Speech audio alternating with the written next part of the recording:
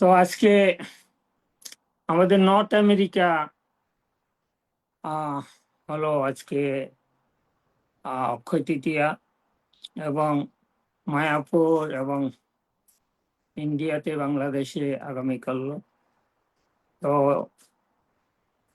আমরা সবাইকে হৃদকর্ণের রসায়নের পক্ষ থেকে নর্থ আমেরিকা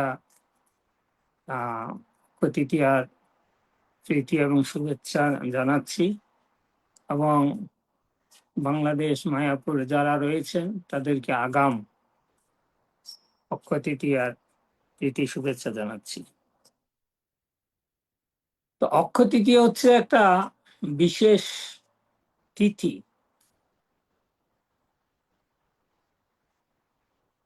যারা কৃষ্ণ ভক্ত,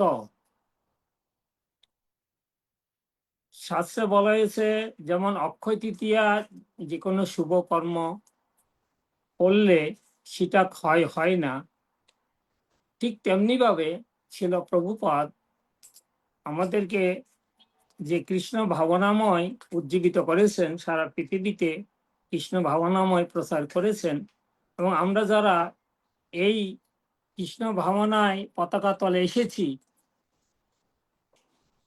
তো আমরা প্রতিদিন জপ করছি, ষোলমালা জপ করছি, কৃষ্ণপ্রসাদ পাচ্ছি, এবং প্রভুপাদের বিভিন্ন বৈষ্ণবীয় নিয়মগুলো পালন করছি, গীতা ভাগবত পাঠ করছি, সেটাও স্পিরিচুয়ালি অক্ষয়, সেটাও ক্ষয় হয় না, হবেও না।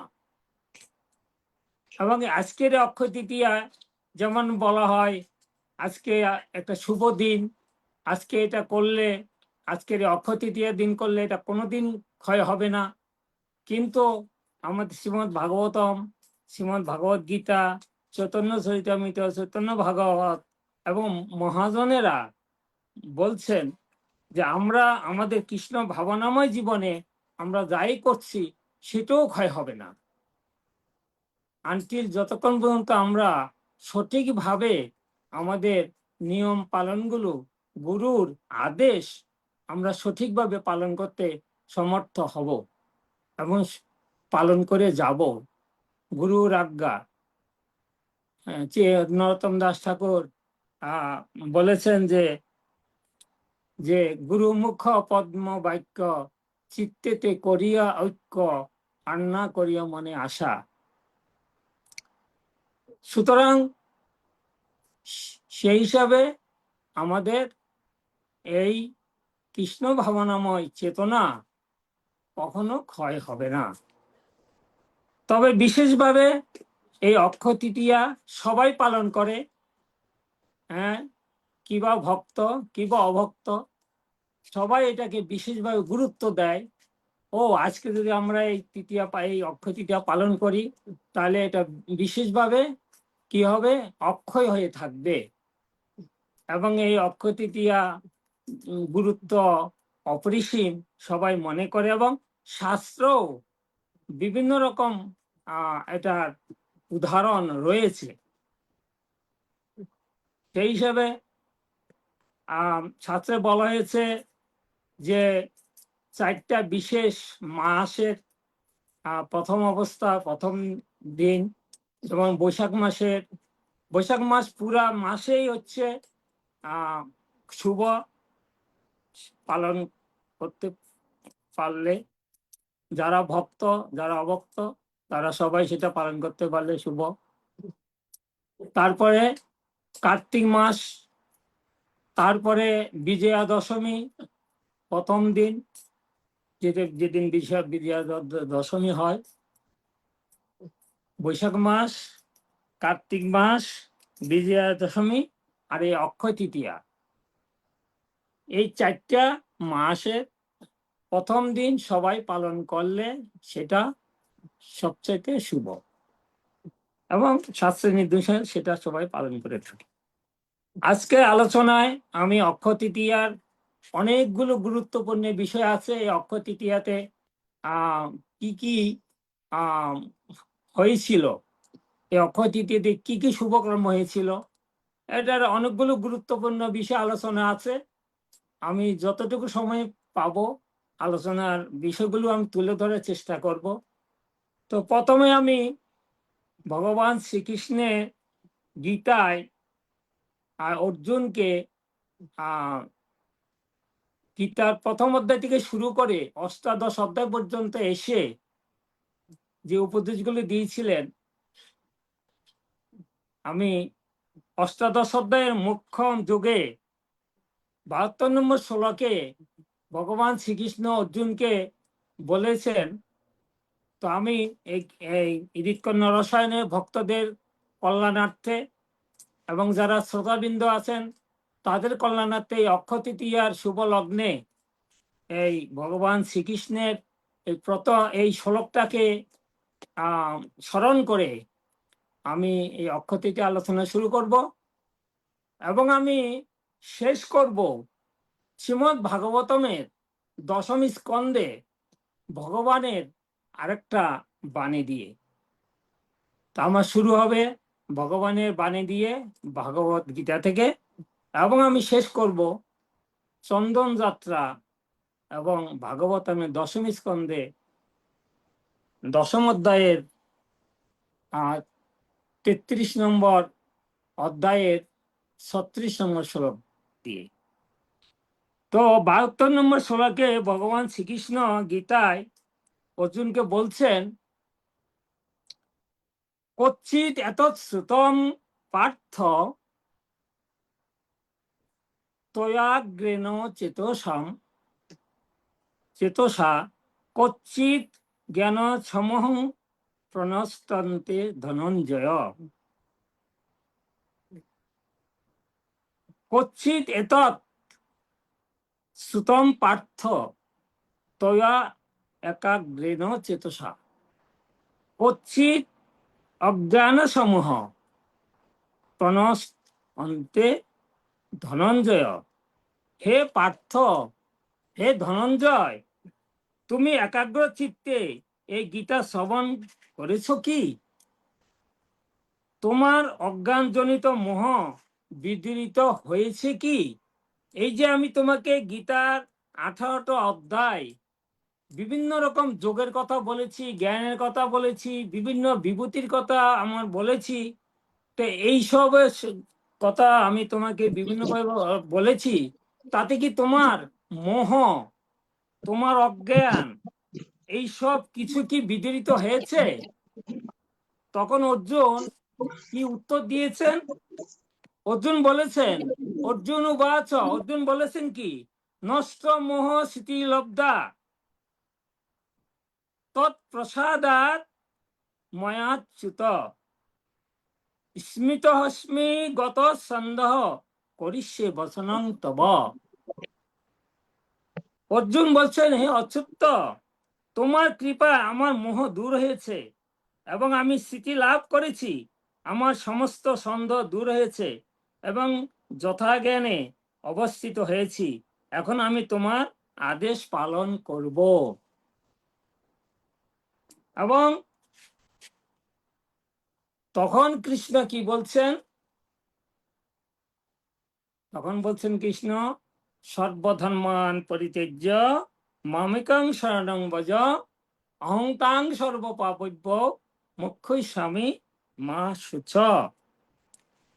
তখন কৃষ্ণ বলছেন যে ঠিক আছে, এবার তুমি আমাতে আত্মসমর্পণ করেছ, সুতরাং আমি তোমাকে, যখন তুমি তোমার সমস্ত মোহ ত্যাগ হয়েছে, এখন তুমি সব কিছু ত্যাগ করে আমার চরণে আত্মসমর্পণ করো। তাই অর্জুন ভগবান শ্রীকৃষ্ণ আত্মসমর্পণ করলেন এবং কুরুক্ষেত্রের যুদ্ধ শুরু করলেন। তো আজকে অক্ষয় তৃতীয়া, এই অক্ষয় তৃতীয়াতে আমি প্রথমেই অক্ষয় তৃতীয়াতে প্রথমে বৃন্দাবন লীলা দিয়ে আমি শুরু করতে চাই। বৃন্দাবনে ভগবান শ্রীকৃষ্ণ তখন বাল্য অবস্থায়। তো ভগবান শ্রীকৃষ্ণ নন্দ মহারাজকে একটা সারপ্রাইজ দিচ্ছেন। এই অক্ষয় তৃতীয়া সারপ্রাইজ। কিরকম সারপ্রাইজ? একদিন সকালবেলা দেখছেন ভগবান শ্রীকৃষ্ণ মা যশোদা বিভিন্ন রকম বিভিন্ন সুস্বাদু উপাদেয় খাবার তৈরি করছেন এবং এগুলি প্যাকিং করছেন। তো কৃষ্ণ গিয়ে বলছেন মাকে জড়িয়ে ধরে বলছেন, আদর করে বলছেন, মা তুমি কি করছো? বলছে তোর বাবা তীর্থ ভ্রমণে যাবেন, তো এই জন্য আমি কিছু খাবার তৈরি করছি এবং এগুলি প্যাকিং করছি যাতে এগুলি নষ্ট না হয়। হয়তো 3-4 দিন থাকবেন, 2-4 দিন থাকবেন, নষ্ট না হয়ে যায়, সেজন্য আমি এগুলি প্যাকিং করছি। তো বলছে মা কোথায় যাবে, বাবা কোথায় যাবে? বলছে আমি এসব জানি না, আমি এখন ব্যস্ত আছি, তুমি আমাকে এখন বিরক্ত করো না, তুমি তোমার বাবাকে গিয়ে জিজ্ঞেস করো। তখন গোপাল গিয়ে, কৃষ্ণ গিয়ে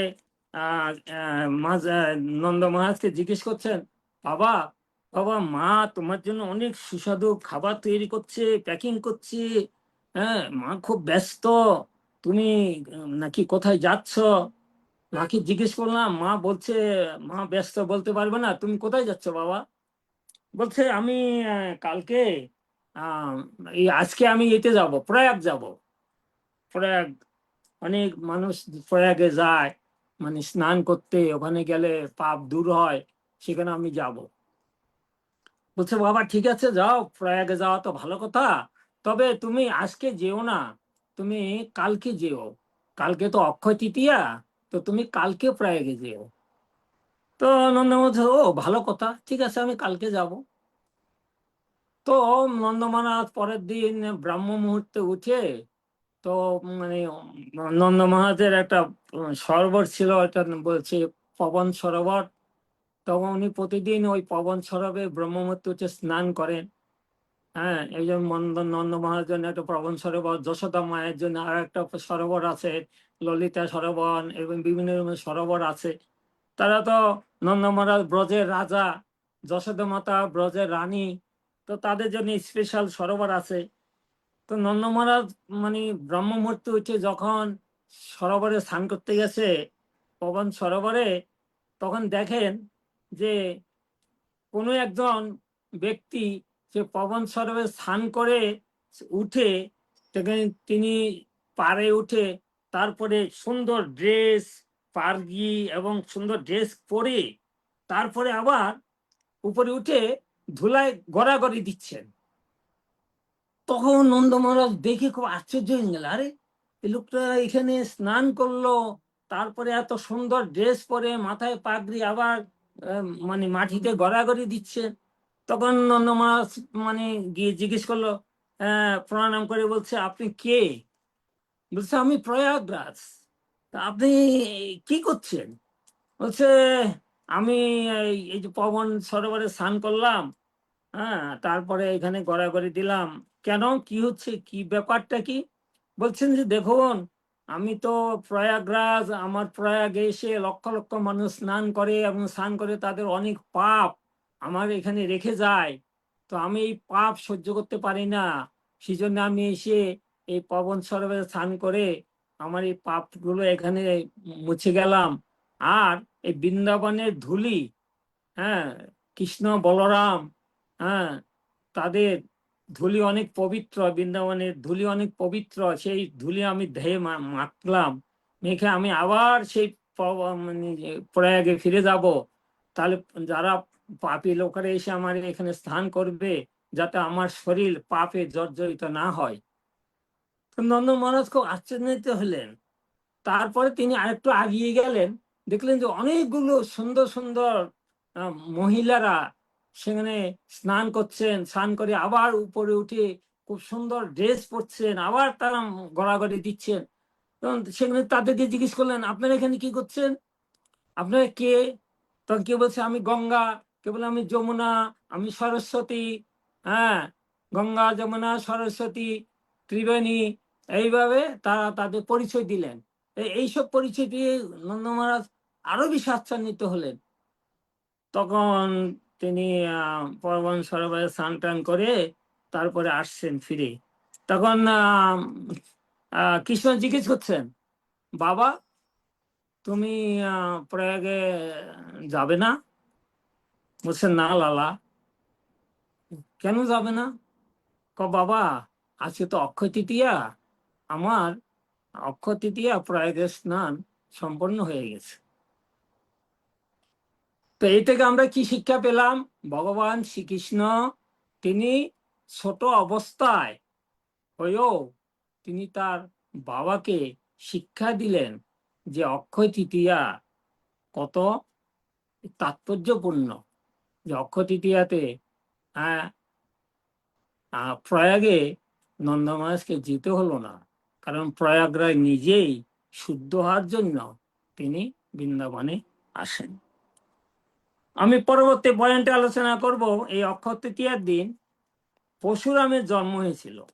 আপনারা দেখুন, আমার হাতে এই গ্রন্থটা আছে, শ্রীমদ্ ভাগবতম নবম স্কন্ধ। এই নবম স্কন্ধের 16-15 নম্বর অধ্যায়ে পরশুরামের জন্ম বৃত্তান্ত রয়েছে। তো এই অধ্যায়ে আলোচনা করা হয়েছে মহারাজ গাদি, তার একজন সুন্দর কন্যা ছিল, নাম ছিল সত্যবতী। তো সত্যবতী খুব সুন্দরী কন্যা ছিল। তো মহারাজ গাদি খুব চিন্তিত হয়ে পড়লেন যে আমি আমার মেয়েটাকে কার কাছে বিয়ে দেব। তো তিনি খুব চিন্তিত, কারণ মেয়েরা একটু উপযুক্ত হইলে তখন বাবা মায়ের চিন্তা হয় কন্যাকে বিয়ে দেওয়ার জন্য। তখন সেখানে ঋষিকমণি তিনি আসলেন, এসে বলছেন তোমার মেয়েকে আমি বিয়ে করব। তখন মহারাজ গাদি চিন্তা করলেন যে উনি একটা মণি, তা উনি একটা ব্রাহ্মণ পুত্র, উনি আমার মেয়ে রাজপ্রাসাদে বড় হয়েছে, সে কি করে আমার মেয়েকে লালন পালন করবে? তো তাকে আমি এমন একটা শর্ত দেব যাতে সে ফিরে যায়, আমার এই শর্ত সে পূরণ করতে পারবেন।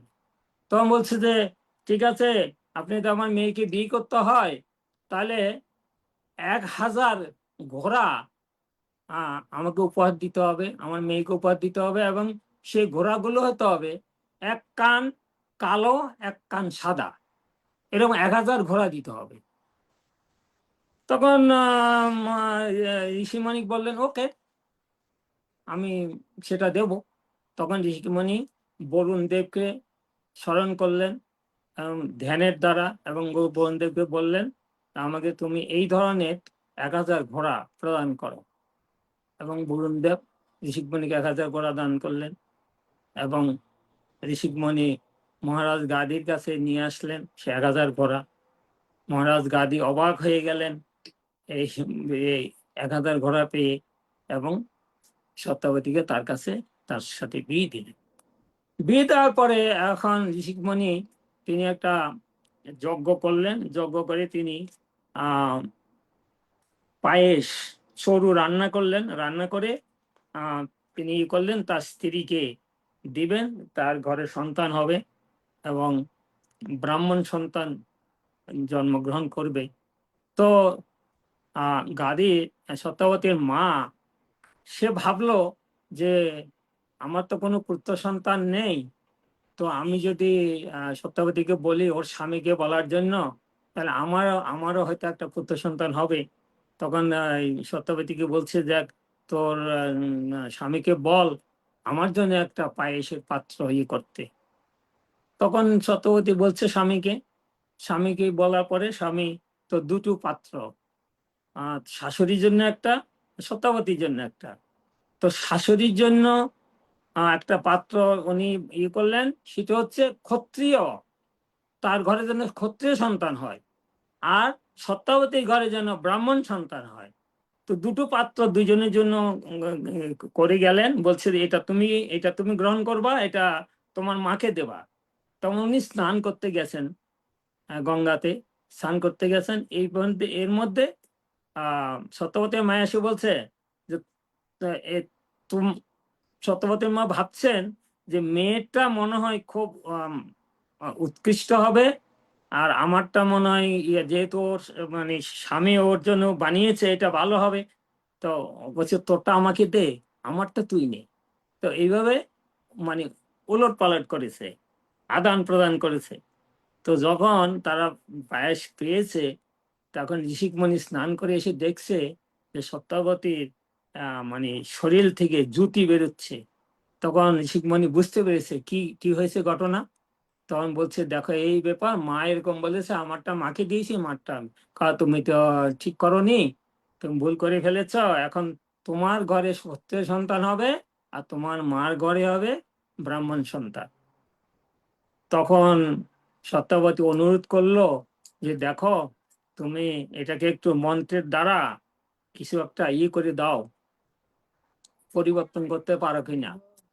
তখন মণি বলল, ঠিক আছে, আমি আহ ধ্যানের দ্বারা কিছুটা পরিবর্তন করতে পারি, তবে তোমার ঘরে জমদগ্ন ঋষি হবে, কিন্তু তার ঘরে মানে ঋষি সন্তান হবে, কিন্তু সে ক্ষত্রিয় হবে, এবং সে হচ্ছে এই পরশুরাম। তো পরশুরামের অনেক কাহিনী আছে, যেহেতু আমাদের অনেক কিছু আলোচনা করতে হবে, আমি অত বিস্তৃতি যাব না। এরপরে এই অক্ষয় তৃতীয়াতে বেদব্যাস মহাভারত রচনা করেছিলেন, এবং তার লেখক হয়েছিলেন গণেশ। এবং এই অক্ষয় তৃতীয়াতে সত্যযুগ অবসানে হয়েছিল এবং ত্রেতা যুগের সূচনা হয়েছিল। এই এই অক্ষয় তৃতীয়াতে স্বয়ং ব্রহ্মা মহাবিষ্ণু সৃষ্টি করেছিলেন। এই অক্ষয় তৃতীয়াতে ভগীরথের কঠোর তপস্যার ফলে স্বর্গ থেকে গঙ্গা এই মর্তে এসেছিলেন। আমাদের গুরু মহারাজ বলেন যে যাদের গঙ্গা পাশে নেই, তারা যখন স্নান করেন, যেমন আজকে অক্ষয় তৃতীয়া বা যারা মঙ্গল আরতি করেন, ভোরে স্নান করেন, তারা স্নান করার সময় 3 বার গঙ্গা গঙ্গা গঙ্গা করে মাথায় জল দিয়ে স্নান করবেন, তাদের গঙ্গা স্নান হয়ে যায়। তারপরে এই অক্ষয় তৃতীয়াতে পার্বতী ক্ষুধার্ত, মহাদেব একবার খুব ক্ষুধার্ত হয়ে পড়েছিলেন। তো মহাদেব পার্বতীর কাছে মানে খাবার চেয়েছিলেন। তো পার্বতী অন্নপূর্ণা নাম ধারণ করে মহাদেবকে খাবার দান করেছিলেন, তাই নাম হয়েছিল অন্নপূর্ণা। কথিত আছে যে শঙ্করাচার্য কর্তৃক তিনি কনকধারা স্তোত্র তিনি রচনা করেছিলেন। এবং এই অক্ষয় তৃতীয়াতে পুরী ধামে রথযাত্রার কাজ শুরু হয়। যে জুন জুলাইতে রথযাত্রা শুরু হয়, তার আগের থেকেই এই অক্ষয় তৃতীয়ার দিন আর এই রথের কাজ শুরু হয়। শিব কর্তৃক কুবেরকে অর্থ দান করা হয়। দেবালয়ে যিনি কুবের অর্থের মালিক, তাকে দায়িত্ব দেওয়া, সমস্ত ঐশ্বর্যের দান দান করা হয়। বিভিন্ন পুরাণ মতে মহাজাগতিক সত্তা চন্দ্র সূর্যের এই পৃথিবীতে শুভ দর্শন বিরাজ করেন। কোনো কোনো শাস্ত্র মতে দেবাদেব শিব ও পার্বতীর শুভ পরিণয় সম্পন্ন হয়েছিল এই অক্ষয় তৃতীয়াতে। বৃন্দাবনে বাঙ্কি বিহারী মন্দির যে আছে, সে বাঙ্কি বিহারী মন্দিরে চরণ দর্শন এই অক্ষয় তৃতীয়াতে হয়েছিল। এবং দেখা যায় হরিদাস ঠাকুর, হরিদাস নামে একজন সাধু, তিনি নিধুবনে এই বঙ্কি বিহারীর দর্শন লাভ করেছিলেন। আমরা দেখতে পাই সুদামা বিপ্র তিনি দ্বারকা গিয়েছিলেন ভগবান শ্রীকৃষ্ণের সাথে দেখা করতে। তো তিনি এতই দরিদ্র ছিলেন যে তিনি ভগবানকে কি দিবেন, তার স্ত্রী সুশীলা কিছু খুদ মানে ভিক্ষা করে মানে সুদামাকে দিয়েছিলেন। তো সুদামা এতই লজ্জিত ছিলেন যে কি করে কৃষ্ণকে সেটা দেবেন, কিন্তু কৃষ্ণ নিজে জোর করে যে তুমি এসেছ, নিশ্চয় খালি হাতে আসো না। আমাদের শাস্ত্রে বলা হয়েছে আমরা যখন কোনো মন্দিরে যাব, কোনো সাধুকে দর্শন করতে যাব, গুরুদেবকে দর্শন করতে যাব, আমাদের খালি হাতে যেতে নেই, কিছু না কিছু আমাদের নিতে হয়। যদি আমরা কিছু নাও নিতে পারি, অন্তত একটা ফুল নিলেও, একটা ফুল নিয়েও অন্তত যেতে হয়। তো কৃষ্ণ জানেন যে সুদামা আমার ভক্ত, নিশ্চয়ই সে খালি হাতে আসেনি। তো সুদামার কাছ থেকে জোর করে কৃষ্ণ এসে খুদ খেয়েছিলেন। তো যখন খাচ্ছিলেন, তখন প্রথম এক মুঠ খেয়েছিলেন, তো সুদামার বাড়িতে ঐশ্বর্য দালান কোট হয়ে গেছিল। তখন দ্বিতীয় মুঠ যখন মুখে দিলেন, তখন তার বাড়িতে স্বর্ণের সবকিছু হয়ে গেল। তৃতীয় মুঠ যখন খেতে মুখ মুখ নিলেন, মুখে দেবেন, তখন রুক্মিণী হাত ধরে ফেললেন কৃষ্ণের, বলছেন যে প্রভু তুমি আর খেও না, তুমি যদি একটু খেয়ে ফেলো তাহলে পুরা দ্বারকা সুদামার হয়ে যাবে। তো কৃষ্ণ মুচকি হাসলেন। তো ভগবান এত দয়ালু যে আমরা যদি ভগবানকে কিছু দেই, তাহলে ভগবান আমাদের জন্য সবকিছু দিয়ে দেয়। এই জন্য আমাদের নিয়ম হচ্ছে যে আমরা ভগবানকে কিছু না কিছু দিতে হয়। ভগবান আমাদের কাছে কিছু চান না, ভগবানের কিছু দরকার নেই, ভগবানের সবকিছুই আছেন, কিন্তু ভক্তের কর্তব্য ভগবানকে নিবেদন করা ভক্তিভাবে, ভগবান তা গ্রহণ করে। তারপরে এই অক্ষয় তৃতীয়াতে আমরা যে যজ্ঞ করি বা আমাদের যে কোনো শুভ কর্মে যে জপ হয়, জপ, এই জপ সৃষ্টি হয়েছিল এই অক্ষয় তৃতীয়ার দিন।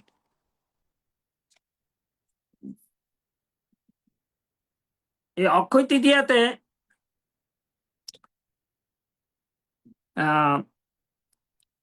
ভগবান দ্রৌপদীর, আমরা দেখি যুধিষ্ঠির মহারাজ যখন রাজসূয় যজ্ঞ করেছিলেন, তখন শিশুপাল অপরাধ করেছিল 101টা অপরাধ। তখন শিশুপালকে সুদর্শন চক্র দ্বারা কি করেছিলেন, তার গলা কেটে ফেলেছিলেন, হত্যা করেছিলেন। তখন যখন সুদর্শন চক্র কৃষ্ণের হাতে ফিরে এসেছিলেন, তখন এই আঙ্গুলটা কেটে গিয়েছিল, রক্ত বেরোচ্ছিল। তখন দ্রৌপদী, তিনি পাটরানী, সাথে সাথে তার শাড়ি ছিঁড়ে কৃষ্ণের আঙ্গুল বেঁধে দিয়েছিলেন, রক্ত বন্ধ করেছিলেন। কৃষ্ণ বলেছিলেন, হ্যাঁ কৃষ্ণা, দ্রৌপদী এক নাম ছিল কৃষ্ণা, যে কৃষ্ণা আমি তোমার কাছে আজকে ঋণী হয়ে গেলাম, যদি সময় আসে কখনো তখন তোমার এই ঋণ আমি শোধ করব। কিন্তু আমরা সেই ঋণ কখন শোধ করলেন, যখন দ্রৌপদী বস্ত্রহরণ হলো হস্তিনাপুর রাজসভায়। এক টুকরা বস্ত্রের পরিবর্তে কৃষ্ণ লক্ষ লক্ষ গজ বস্ত্র সে হস্তিনাপুর রাজসভায় দ্রৌপদীকে ফেরত দিয়েছিলেন। সেজন্য আমরা যদি ভগবানকে কিছু না কিছু দেই, ভগবান আমাদেরকে অনেক কিছু দেবেন। এই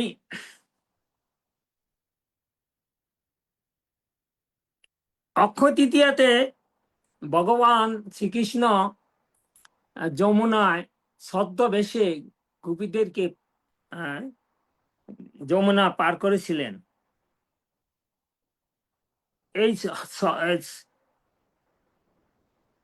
আমি এইটা পরে আসবি। এই বিশাখাপত্তনমে একবার চন্দন নৃসিংহদেবকে, মানে প্রহ্লাদ মহারাজ, তিনি তার পুত্র বিরূষণকে সিংহাসন দিয়ে তখন তিনি এই বিশাখাপত্তনমে এসে ধ্যান করতেছিলেন। কিছুদিন আগে আপনারা জানেন আমাদের গুরু মহারাজ বিশাখাপত্তনমে গিয়েছিলেন, সেখানে বিরাট অনুষ্ঠান, তো 25-30 হাজার ভক্তের সমাগম হয়েছিল। হাম্পি ইস্কনে টেম্পল আছে, নিতাই সেবিনী মাতাজি সেখানে প্রচার করেন। তো গুরু মহারাজ অত্যন্ত প্লিজড ওখানে প্রচার করিয়ে ভক্তবৃন্দ দেখে। সেখান থেকে গুরু মহারাজ মালয়েশিয়া গিয়েছেন। তো সেই পাহাড়ের মধ্যে প্রহ্লাদ মহারাজ কি করতেছিলেন, ধ্যান করতেছিলেন। তো তখন সেখানে তিনি নৃসিংহদেবের দর্শন পেলেন। তো নৃসিংহদেবকে বলছেন যে আমি আপনার বরাহ রূপ দেখতে চাই, যে যে বরাহ রূপে আপনি আমার জেঠামশাইকে হত্যা করেছিলেন, তো সেখানে এই বরাহ রূপের দর্শন দিয়েছিলেন এবং সেই বরাহ নৃসিংহ বলা হয়। আজও সেখানে আছে। সেই বরাহ নৃসিংহকে এই চন্দনের দ্বারা লেপন করা হয়। সেই বরাহ নৃসিংহদেবের মূর্তি প্রহ্লাদ মহারাজ সেখানে দর্শন করেছিলেন। আর এই এই অক্ষয় তৃতীয়াতে মহাতীর্থ, কেদারনাথ, গঙ্গোত্রী, যমুনোত্রী, এই ত্রিবেণী সঙ্গমে হ্যাঁ এই ভক্তরা প্রদীপ দর্শন করেন। কেদারনাথের মন্দির 6 মাস বন্ধ থাকে, 6 মাস খোলা হয়। তো দেখা যায় যে এই 6 মাস যে বন্ধ থাকে, এই যখন প্রদীপ মানে দরজা খোলা হয়, তখন দেখা যায় প্রদীপ যেমন মানে জ্বালানো ছিল তেমনি জ্বালানো থাকে। ভগবান শ্রীকৃষ্ণের পরামর্শে বা যুধিষ্ঠির মহারাজ সূর্যদেবের কাছ থেকে অক্ষয় পাত্র প্রাপ্ত হয়েছিলেন। তো এখানে কেন বলা হয়েছে ভগবান শ্রীকৃষ্ণের পরামর্শে? কারণ ভগবান শ্রীকৃষ্ণ জানতেন যে পঞ্চ পাণ্ডবদের কি অবস্থা হবে ভবিষ্যতে। সেই বিষয়ে আমি 2 মিনিট একটু ব্যাখ্যা করতে চাই। অর্থাৎ ভগবান জানতেন যে পঞ্চ পাণ্ডবদের কি হবে, বনবাস হবে, তারপর তাদের অজ্ঞাতবাস হবে। যুধিষ্ঠির, নকুল, অর্জুন, সহদেব, দ্রৌপদী সহ তারা বনবাস করবেন, অজ্ঞাতবাস করবেন, এবং দুর্যোধন মামা শকুনি চক্রান্ত করে তাদেরকে পাশা খেলা হারাবেন এবং তাদেরকে অজ্ঞাতবাসে পাঠাবেন। এবং অজ্ঞাতবাসে পাঠায়ও তারা শান্ত থাকবেন না, সেখানেও তাদেরকে ট্রাভেলিং এ ফলাবেন। তো একবার দুর্বাসা মুনি হস্তিনাপুরে আসছিলেন। সেখানে এসে দুর্যোধন এবং মামা সখিনী অনেক সেবা করলেন এবং দুর্বাসা মুনি অনেক সন্তুষ্ট হলেন। তারপর দুর্বাসা মুনি বললেন দুর্যোধনকে, আমি তোমার সেবায় অনেক সন্তুষ্ট, তুমি কি চাও? তো শয়তানেরা সবসময় শয়তানি বুদ্ধি থাকে। তখন পঞ্চপাণ্ডবদেরকে ট্রাভেলিং এ ফেলানোর জন্য, কারণ দুর্যোধন জানতেন যে দুর্বাসা মুনি হঠাৎ করে অভিশাপ দেন, তো তারা দুর্যোধন বলছেন যে আমি চাই আপনি এই যুধিষ্ঠির মহারাজ, এরা তো আমার ভাই, ওরা এখন অজ্ঞাতবাস করছেন, অনেক কষ্টে আছেন, আপনি ওদেরকে একটু আশীর্বাদ দিতে যান, তো আশীর্বাদ করুন। দুর্বাসা মুনি বলছে ওকে ওকে ঠিক আছে, আমি যাবো, ওখানে আশীর্বাদ দেবো। কিন্তু দুর্বাসা মুনির সাথে তখন 10,000 শিষ্য। তখন দুজন ভাবছেন এই 10,000 শিষ্য যে যুধিষ্ঠির মহারাজ এরা খাওয়াইতেও পারবেন না, তারা তো অজ্ঞাতবাসে আসেন, কি করে তারা খাওয়াবেন?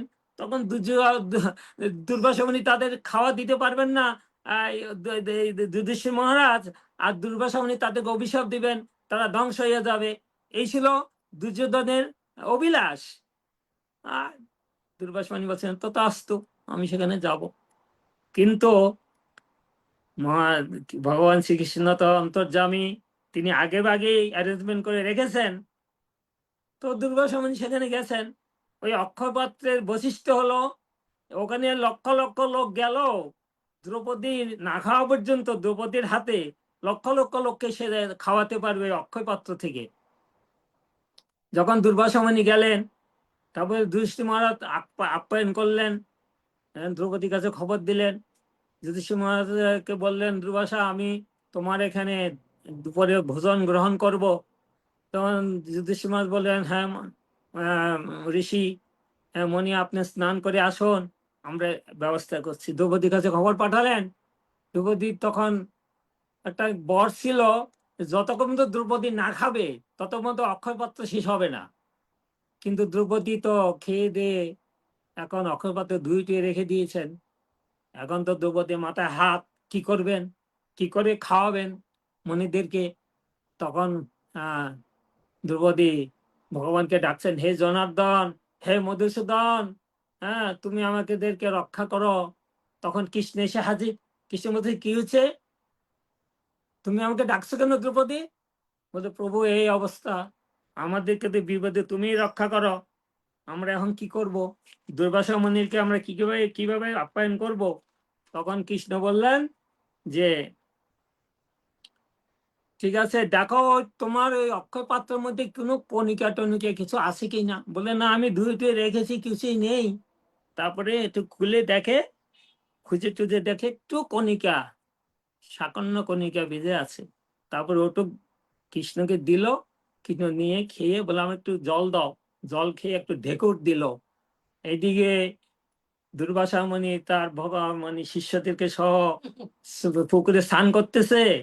আর কৃষ্ণ যখন ঢেকুর দিল, তাদের সবার পেট ভরে গেছে। এখন সবাই ঢেকুর দিতেছে, সমস্ত ঋষিরা, দুর্বাসা মুনি সহ। এদিকে ভীম, হ্যাঁ অর্জুন, তারা সবাই ই করলো, আসন পেতে কলা পাতা দিয়ে সব রেডি করে রেখেছে। তারা এসে দুর্বাসা মুনি বলছে, দেখো দ্রৌপদী, যুধিষ্ঠির মহারাজ সব আমাদের খাবার রেডি করে রেখেছে। এখন আমরা যদি আমাদের সবার পেট ফুলে গেছে, আমাদের পেটে কোনো জায়গা নেই, আমরা খেতে পারবো না, না খেলে লজ্জা পাবো, তাড়াতাড়ি ভাগো ভাগো ভাগো। সবাই ভেগে পালিয়ে গিয়েছে। এলো ভগবান শ্রীকৃষ্ণের, যে ভগবান যাকে রক্ষা করে তাকে কে মারিতে পারে। সুতরাং ভগবান সবসময় তার ভক্তকে রক্ষা করেন। তো মোটামুটি আরো অনেক আছে অক্ষয় তৃতীয়া। আমি একটু চন্দন যাত্রায় ফিরে যাব। চন্দন যাত্রা আপনারা জানেন যে চন্দন যাত্রা সাধারণত ভগবানকে চন্দনের দ্বারা লেপন করা হয়। এবং মাধবেন্দ্র পুরীপাদ চৈতন্য চরিতামৃতে মধ্যলীলায় ভগবান গোপালকে যখন মাধবেন্দ্র বৃন্দাবনে আবিষ্কার করলেন, আপনারা সেই ঘটনা জানেন যে গোবিন্দ কুণ্ডে সেখানে গোপাল, মাধবেন্দ্র পরিবার কখনো কারো কাছে কিছু চেয়ে খেতেন না। তো তিনি গোপাল এসে তাকে দুধ দিয়ে গেলেন, সেসব ঘটনা আপনারা জানেন। তো সেখান থেকে গোপাল স্বপ্নে দেখালেন, সেখান থেকে মাধবপুরী পাদ গোপালকে সেখান থেকে তুললেন এবং স্নান টান করিয়ে অনেকভাবে আপ্যায়ন করলেন, পূজা করলেন।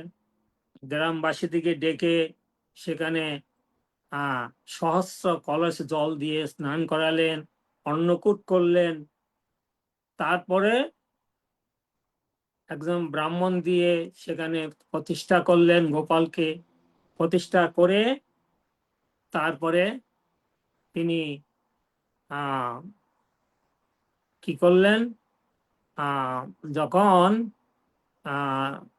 অন্নকূট করে প্রতিষ্ঠা করার পরে তখন গোপাল স্বপ্নে দেখাচ্ছেন যে আমি তো অনেকদিন মাটির নিচে ছিলাম এবং রৌদ্র ঝড় বৃষ্টিতে ছিলাম, তো আমার শরীর জ্বালা করছে, তো তুমি কিছু মলয় চন্দন কর্পূর নিয়ে আসো, নিয়ে আমার দেহে লেপন করো। তখন মাধবেন্দ্র পরিবার অত্যন্ত মানে বয়স্ক লোক, কি করবেন? তারপরও তিনি যেহেতু গোপালের আদেশ, তখন তিনি এই উড়িষ্যার দিকে রওনা দিলেন। তো যেতে যেতে তখন তিনি বালেশ্বর রেমুনাতে আসলেন। রেমুনাতে এসে তখন তিনি এই রেমুনাতে এই গোপীনাথ মন্দিরে তিনি উঠলেন। তো সেখানে এসে তিনি শুনলেন যে এখানে একটা ক্ষীর ভোগ হয়। খুব সুস্বাদু ক্ষীর। তখন মাধবেন্দ্র পরিপাত খুব চিন্তা করলেন যে কি ধরনের ক্ষীর, এত সুস্বাদু ক্ষীর, খুব নাম করা ক্ষীর, আমি যদি এই ক্ষীরের স্বাদ পেতাম তাহলে হয়তো আমি আমার গোপালকেও ওই ক্ষীর লাগাতে পারতাম। তো ভগবান অন্তর্যামী, তো ভগবান কি করলেন, একটা ক্ষীরের পাত্র নিজে আঁচলে লুকিয়ে রাখলেন এবং পূজারীকে স্বপ্নে দেখালেন যে দেখো, মাধবেন্দ্র পুরী নামে একজন সাধু ওই বাজারে বসে আছেন, শুয়ে আছেন, তুমি, আমি আসলে একটা ক্ষীর লুকিয়ে রেখেছি পিছনে, তুমি এই ক্ষীরের ভাণ্ডটা এসে সাধুকে দিয়ে আসো। তখন পূজারী মধ্যরাত্রে স্বপ্ন দেখে উঠে তারপরে তিনি গিয়ে ওই ক্ষীরের ভাণ্ডটা ঠিকই ওখানে পেয়েছেন। গিয়ে তারপরে বাজারে গিয়ে বলছে মাধবন্ডুপুরীকে, তারপরে মাধবন্ডুপুরী উঠলেন, তারপর বলছে দেখুন গোপাল আপনার জন্য এই ক্ষীর রেখেছে। মাধবন্ডুপুরী তো ওই ক্ষীর পেয়ে তখন কি আনন্দ, এবং তিনি খেয়ে ক্ষীর পেয়ে ওই ভাণ্ডটা পর্যন্ত, মাটির ভাণ্ডটা পর্যন্ত ওনার উত্তরের মধ্যে বেঁধে রেখেছেন। তারপরে যে গোপাল গোপীনাথ কত কি পারবো। তারপর তিনি পুরীতে গেলেন, পুরীতে গিয়ে রাজার কাছে বললেন যে গোপালের আদেশে আমি এসছি, তুমি আমাকে কিছু চন্দন নিয়ে দাও। তখন রাজা, তখন তৎকালীন সময়ে এত চন্দন, এত কর্পূর, রাজা রাজাকে গোপাল জগন্নাথ স্বপ্নে দেখালেন যে হ্যাঁ, এই যে মাধবেন্দ্র পরিবার এসছে, তাকে তুমি এই সব কিছু অ্যারেঞ্জমেন্ট করে দাও। তখন সব অ্যারেঞ্জমেন্ট করে দিলেন, আদামন চন্দন, আদামন কর্পূর দিয়ে সমস্ত কাগজপত্র রেডি করে দিয়ে তারপরে মাধবেন্দ্র পরিবারকে একজন লোক দিয়ে সব কিছু অ্যারেঞ্জমেন্ট করে দিয়ে দিলেন। তারপরে মাধবপরিপাত আবার সেই রেমুনাতে আসলেন, গোপীনাথের এখানে। যখন গোপীনাথের এখানে আসলেন তখন ওখানে রাত্রে তিনি যখন ছিলেন, রাত্রে গোপীনাথ স্বপ্নে দেখালেন যে হে মাধবেন্দ্রপুরী, যে গোপাল স্বপ্নে দেখাচ্ছেন যে তোমার আর বৃন্দাবনে আসতে হবে না, যে তুমি এখানে এসে আমাকে এই গোপালের, গোপীনাথকে এই চন্দন তুমি লেপন করো। গোপীনাথকে চন্দন লেপন করলে আমার অঙ্গে চন্দন লেপন হয়ে যাবে। তখন মাধবেন্দ্র পরিবার এই গোপীনাথের চরণকে পূজারীকে বললেন, তখন এই গোপীনাথের চরণে এবং অঙ্গে লেপন শুরু করলেন। সেখান থেকে এই চন্দন যাত্রা শুরু হলো। এবং আমরা চন্দন যাত্রা দেখি আজকে সারা পৃথিবীতে, ইস্কনের সমস্ত মন্দিরে, বৃন্দাবন, মথুরা এবং সারা বাংলাদেশ, সারা পৃথিবীতে চন্দন যাত্রা হয়। এবং জগন্নাথ পুরীতে নরেন্দ্র সরোবরে সেখানেও নৌবিহার হয়, মায়াপুরে বৃন্দাবনে নৌবিহার হয়, মায়াপুরে 21 দিন নৌবিহার হয় প্রভুপাদের পুষ্প সমাধি মন্দিরে। এবং এই অক্ষয় তৃতীয়া থেকে শুরু করে 21 দিন ভগবানকে ফুলের দ্বারা সুশোভিত করা হয় এবং রাধারমন মন্দিরে ফুলের দ্বারা সুশোভিত করা আমাদের মায়াপুর রাধা মাধব অষ্টসখীকে ফুলের ড্রেস করা হয় এবং ফুলের আরতি করা হয় এবং চন্দনের দ্বারা সুশোভিত করা হয়। যারা আমরা মায়াপুর টিভিতে দেখি, হয়তো মায়াপুরে যারা যাওয়ার সৌভাগ্য হয় নাই। এবং এই অক্ষয় তৃতীয়াতে শাস্ত্রে বলা হয়েছে যে দান করতে হয়, যে যে কোনো দান আপনার শাস্ত্রে বলা হয়েছে কলিযুগে অন্নদান, বস্ত্রদান, ভূমি দান, যে কোনো দান করতে হয়। তবে ছিল প্রভুপাদ আমাদের অনুপ্রাণিত করেছেন যে গ্রন্থ দান, গীতা দান, ভাগবত দান, চৈতন্য চৈতামৃত, চৈতন্য ভাগবত, আমাদের ছিল প্রভুপাদ এবং আমাদের গুরু মহারাজ, আমাদের জিবিসি, আমাদের আচার্যবর্গ, তারা আমাদেরকে ছিল প্রভুপাদের ইসকন কি করছেন, বুকস ডিস্ট্রিবিউশন, গ্রন্থ বিতরণ। এটা হচ্ছে আমাদের সবচেয়ে বড় দান। যে ছিল প্রভুপাদ বলছেন যে গ্রন্থ বিতরণের মাধ্যমে কি করবে, যে মানুষের যখন গ্রন্থ পড়বে, গ্রন্থ পড়লে তখন তাদের মধ্যে চেতনা হবে, ভক্তির বিকাশ হবে, জ্ঞানের বিকাশ হবে। হয়তো অনেক কর্মী লোক আছে, তারা বড় বড় হসপিটাল করে, বড় বড় দাতব্য চিকিৎসালয় করে, কিন্তু কোনো ভক্ত হয় না। কিন্তু কারো ঘরে যদি একটা গীতা ভাগবত থাকে, সেখান থেকে ভক্ত তৈরি হয়। এবং আমরা অনেক এক্সাম্পল দেখেছি। অনেকে হয়তো গ্রন্থ নীতি চাই না, কিন্তু যখন যেন তেন প্রকারেণ যদি আমরা কাউকে একটা গ্রন্থ ধরিয়ে দিতে পারি, দেখা যাচ্ছে প্রবাদ বলছেন, কারো গৃহে যদি আমার একটা গ্রন্থ থাকে, সেই গৃহে কেউ না কেউ কখনো কখনো ভক্ত অবশ্যই হবে। এবং আমরা আমাদের ভক্তি জীবনে, আমাদের প্রচার জীবনে আমরা দেখেছি। তাই ভগবান শ্রীকৃষ্ণ ভাগবত গীতায় বলছেন যে অষ্টাদশ অধ্যায়ের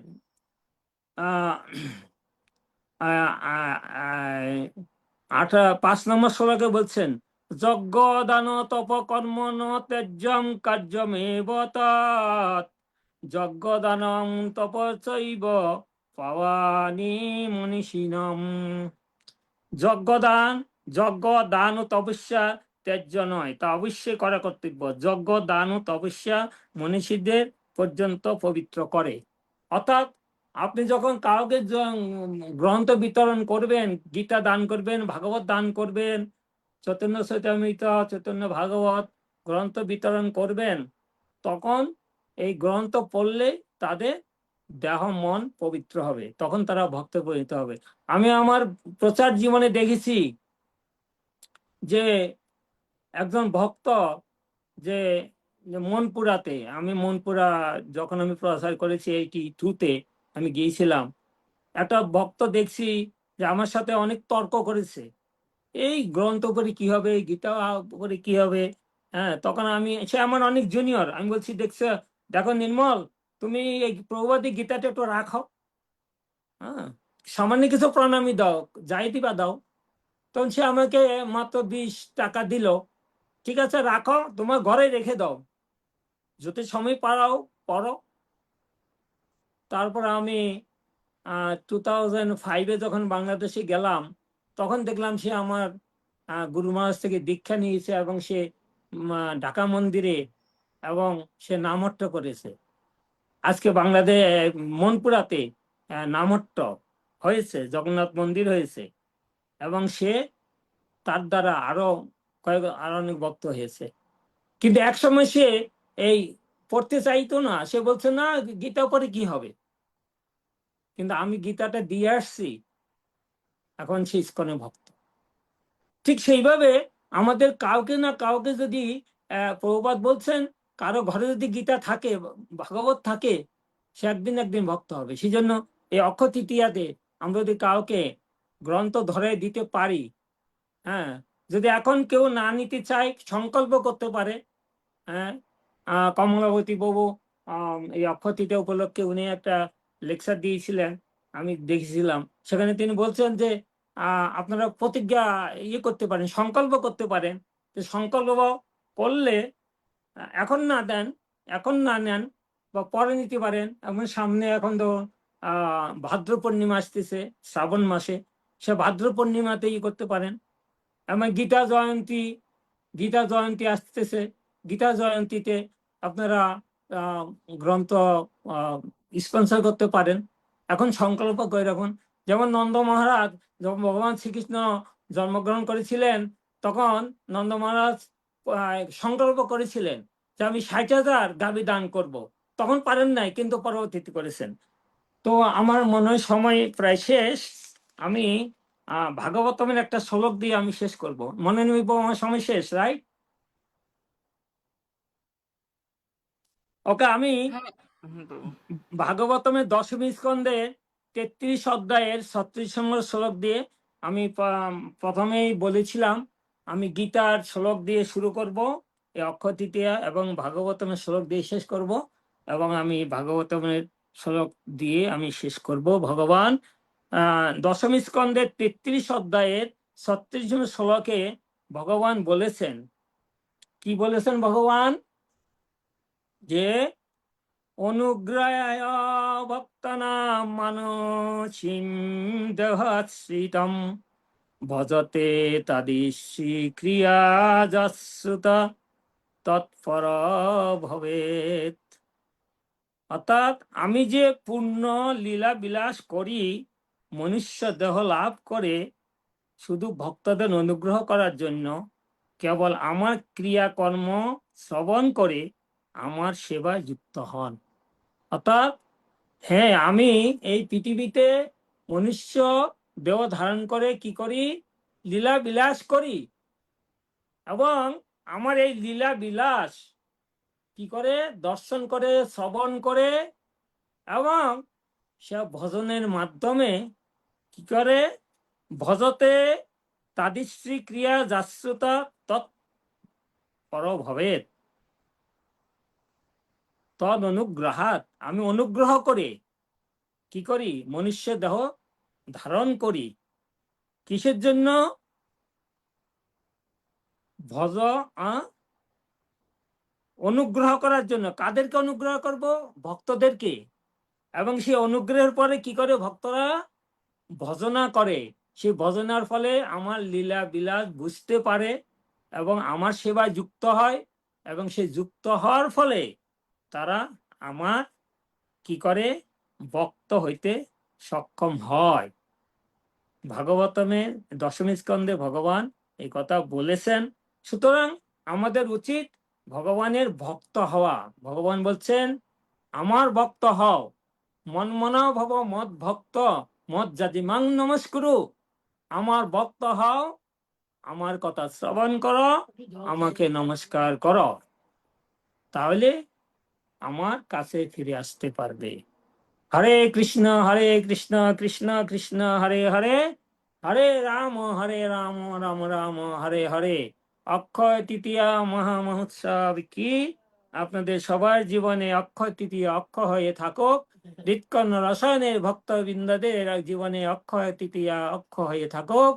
আমাকে সুযোগ দেওয়ার জন্য অসংখ্য ধন্যবাদ।